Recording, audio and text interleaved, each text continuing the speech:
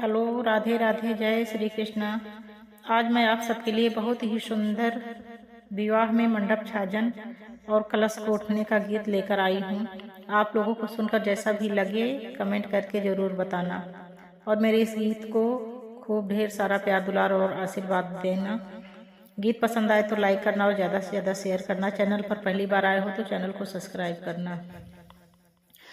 पाँच सिकी कै माड़ऊ ना तो पने वाने छावा है हो या बेते ही चढ़ी बैठे बीरने भैया तो बहिनी बाहिनी करई हो। पाँच सिकी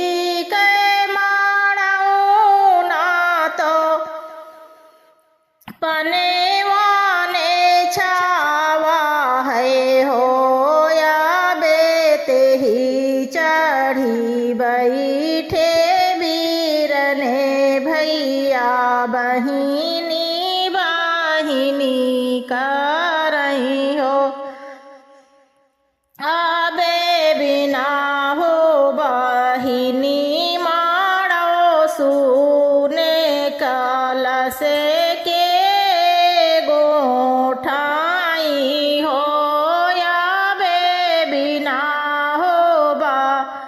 हिनी माड़ो सुने कलश के गोठाई हो। द्वारे से आए हैं भैया तो बहिरे भीतरे करें बहिरे भीतरे करई हो।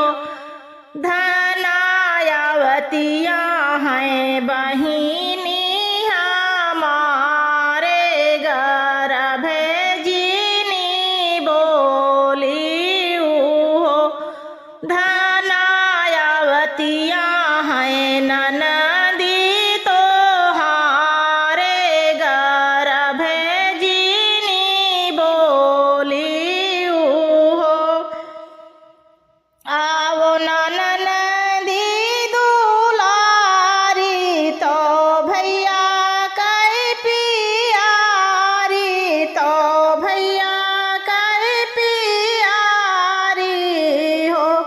ननदी बैठो ना माझे माड़ऊ ना कलश मोरा गोठाऊ हो।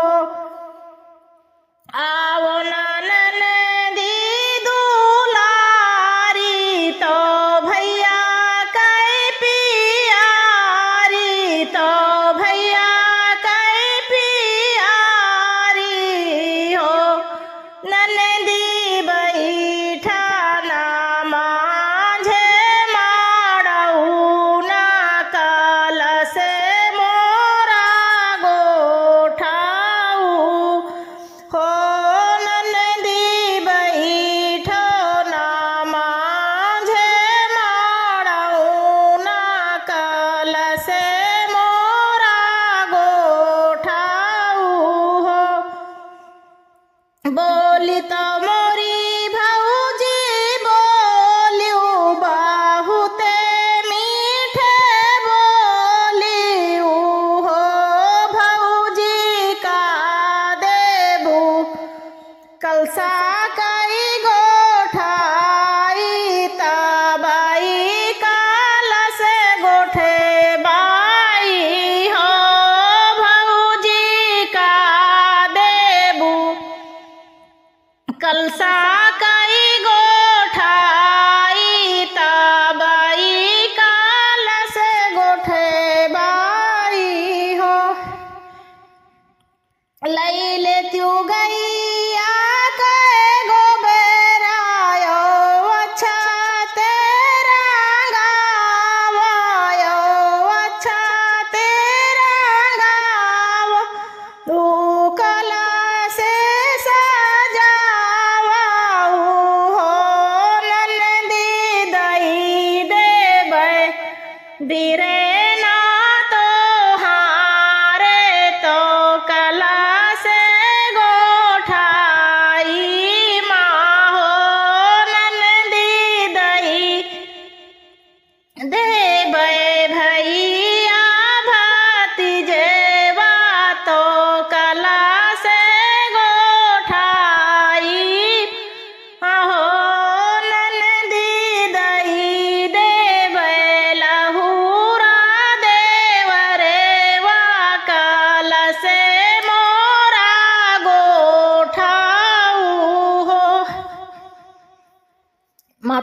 बहनों, आपको ये मेरा गीत सुनकर जैसा भी लगा हो कमेंट करके ज़रूर बताना और इस गीत को खूब ढेर सारा प्यार दुलार और आशीर्वाद देना।